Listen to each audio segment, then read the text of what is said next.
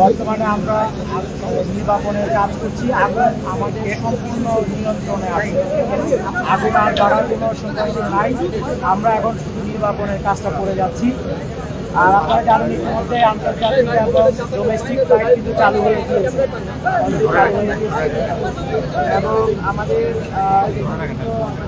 হিসাবে আমাদের 2জন fire fighter আহত হয়েছে। আমরা শুনেছি আনসারের কিছু সদস্য সম্ভবত প্রাথমিকভাবে আহত হয়ে থাকতে পারে, আমরা সংখ্যাটা এগুলো কনফার্ম নয়।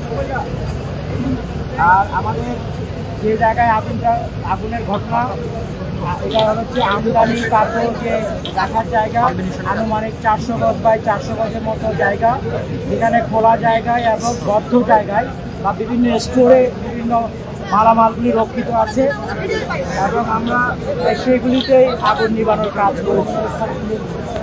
এই ছিল আমাদের পক্ষ থেকে, আমরা এখনো কাজ করে যাচ্ছি।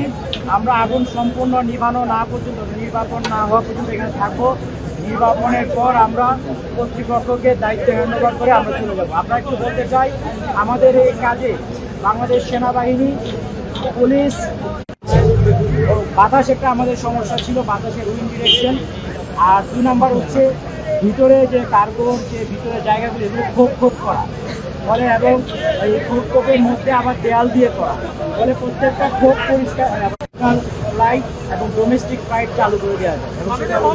আপনি বললেন যে আগুন আর স্প্রেড করার সম্ভাবনা নাই, আপনারা কি কি রক্ষা করতে পারলেন এই এলাকায়, বিশেষ করে এই মুহূর্তে বলা যাচ্ছে না। আচ্ছা, আদৌ কি কিছু রক্ষা হয়েছে? এই অবস্থায় বিমান বন্দরে রাশিরা কিছু ছিল, তখন আমরা এক সময় লাগিয়ে দিয়েছি, আরেকদিকে আমরা জায়গা করে দিয়েছি, জিনিসপত্র বের করে নিয়ে আসা। আচ্ছা মাননীয় ডিজি, জিনিসপত্র আমরা দেখেছি বের করতে, এখন কি পরিমাণ কতটুকু আচ্ছা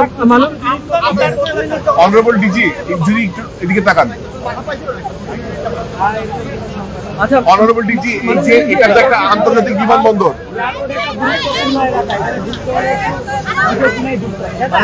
এটা তো একটা আন্তর্জাতিক বিমানবন্দর, এই যে বামে একটু কথা বলতে যাচ্ছি, এটা তো একটা আন্তর্জাতিক বিমানবন্দর। সেই আন্তর্জাতিক বিমানবন্দরের যে মানদণ্ড, আপনারা যখন আগুন নেভাতে গিয়েছিলেন সেই মানদণ্ড পূরণে আপনারা কি কোনো ডিফিকাল্টিজ ফেস করেছেন কিনা? আমাদের একজন সম্ভবত উপরে ড্রোন চালাচ্ছেন, এটা কিন্তু একটা আন্তর্জাতিক বিমানবন্দর, এখানে কিন্তু ফ্লাইং হচ্ছে। কারো যদি ড্রোন উপরে থেকে থাকে অনুগ্রহ করে এটা নামানোর ব্যবস্থা করে, এটা কিন্তু আইন বিরুদ্ধ। না, ভিতরে কোনো কেমিক্যাল ছিল কিনা, এটা কি বিমানবন্দরের সক্ষমতা একটু বলবেন, কেমিক্যাল ছিল কিনা, সেফটি মেজারমেন্ট কেমন ছিল?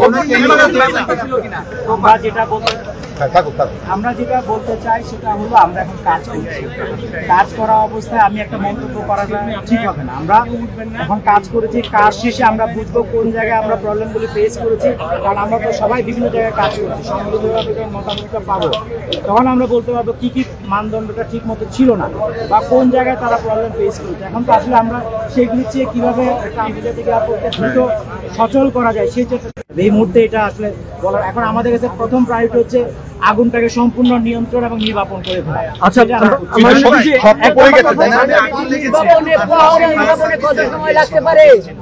তারপরেও কেন আগুনটা এত দ্রুত ছড়িয়ে পড়ে? আচ্ছা মাননীয় ডিজি, আমি একটু অ্যাড করে বলি যে আপনারা আগুন লাগার পর দ্রুত চলে আসছেন, কিন্তু আপনারা ফায়ার সার্ভিসের কোনো অফিস নেই। হ্যাঁ মাননীয় ডিজি, আপনারা আগুন লাগার পর দ্রুত চলে আসেন।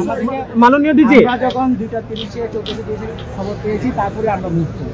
জি, এখানে যাদের ফায়ার ফাইটিং ভেহিকল আছে এভিয়েশনের, আমাদের না, ওনারা প্রাথমিক রেসপন্সটা এভিয়েশন এখানে যে আছে তারাই করেছে। জি মাননীয় ডিজি, আপনারা দ্রুত এসে আগুন নির্বাপনের কাজ শুরু করেছেন, কিন্তু এতটা সময় লাগলো কেন? এবং আমরা দেখতে পাচ্ছি যে যতটুকু হচ্ছে কি আসলে গোডাউন ছিল, মানে পুরোটাই জ্বলে গেছে, তো আপনারা আসলে শুরুতেই কেন নিয়ন্ত্রণ করতে পারলেন না? আমরা ইতিমধ্যে আমি আমার বক্তব্যে বলেছি, আপনারা তালা ভেঙে ঢুকতে পারেন না, এই অভিযোগগুলো বলবেন একটু। কিন্তু এই জায়গাটা হচ্ছে পুরোটা খোলা জায়গা, আপনারা প্রচুর খোলা জায়গার মধ্যে কার্গো আছে, বাতাসের প্রচুর বাতাস ছিল, আবার কার্গোর ভিতরে যে আছে ওগুলি কম্পার্টমেন্ট করা, খুব কম্পার্টমেন্ট করা এবং আপনার কংক্রিটের দেয়া, তো ফলে এগুলিকে প্রত্যেকটাকেই ফাইট করে আমাদের আগাতে হয়েছে। স্বাভাবিকভাবে যেহেতু বাতাস বেশি ছিল, ফলে দ্রুত যেহেতু খোলা জায়গায় যে এক্সপোজ যে আইটেমগুলো ছিল, শুকনো আইটেম, দ্রুত তাদের মধ্যে আগুন ছড়িয়ে গিয়েছে। আর আলটিমেটলি এই দাহ্য পদার্থের মধ্যে দিয়ে আমাদেরকে ফায়ার ফাইট করতে হবে। বাট আমাদের প্রথম চেষ্টা যেটা ছিল, এয়ারপোর্টে এই আমদানি কার্গো থেকে আর কোনো দিকেই যেন আগুন ছড়িয়ে পড়তে না পারে। দুই নাম্বার হচ্ছে আমরা আরেকটা যেটা চেষ্টা করেছি, সেটা হলো আমাদের কাছে কিছু কিছু তথ্য ছিল যে কোথাও কেমিক্যাল জাতীয় আইটেম ইনক্লুড করা থাকতে পারে। আপনারা জানেন কেমিক্যাল জাতীয় আইটেম যদি থেকে থাকে, সেই ক্ষেত্রে আমাদেরকে একটু বেশি সেফটি মেজারটা নিতে হয়, কারণ এখানে মানুষের জীবন হানির একটা ব্যাপার থাকে। সেটা আমরা করেছি। তবে যাই হোক, আমরা কেমিক্যাল ছিল কিনা এটা এখন বলা যায় না। কিছু কিছু নীল ফ্লেম আমরা দেখেছি, কিন্তু তার মানে যে কেমিক্যাল ছিল এটা বলা যাবে না। এটা আমরা যখন নির্বাপন হবে তখন আমরা ওভারঅল এটা বলতে পারবো আসলে কোনো কেমিক্যাল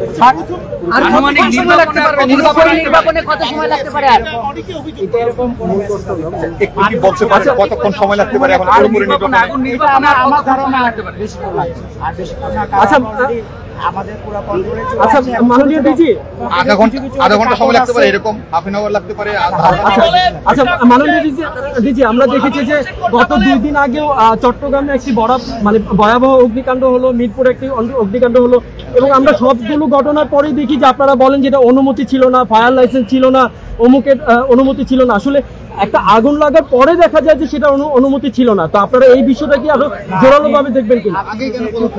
দেখবেন ফায়ার সার্ভিসের পক্ষ থেকে যে সমস্ত প্রতিষ্ঠানে আগুন লাগছে, আপনারা যদি তদন্ত করেন দেখতে পারেন ফায়ার সার্ভিসের পক্ষ থেকে সেখানে যথাযথ নোটিশ প্রদান করা, ইন্সপেকশন করা, তাদেরকে সতর্ক করা, লাইসেন্স না দিয়ে এগুলো সব করা হয়েছে। কিন্তু আপনাকে বলার পর আপনি যদি আইন না মানেন, তাহলে আইন না মানার জন্য যাদের দায়িত্ব তাদেরকে এটার বিরুদ্ধে ব্যবস্থা নিতে হবে। আমাদের দায়িত্ব হচ্ছে মানুষকে সচেতন করা, মানুষকে আগুন লাগলে কোনো দুর্যোগ হলে তাদের পাশে গিয়ে দাঁড়ানো, তাদেরকে উদ্ধার করা। কিন্তু আইন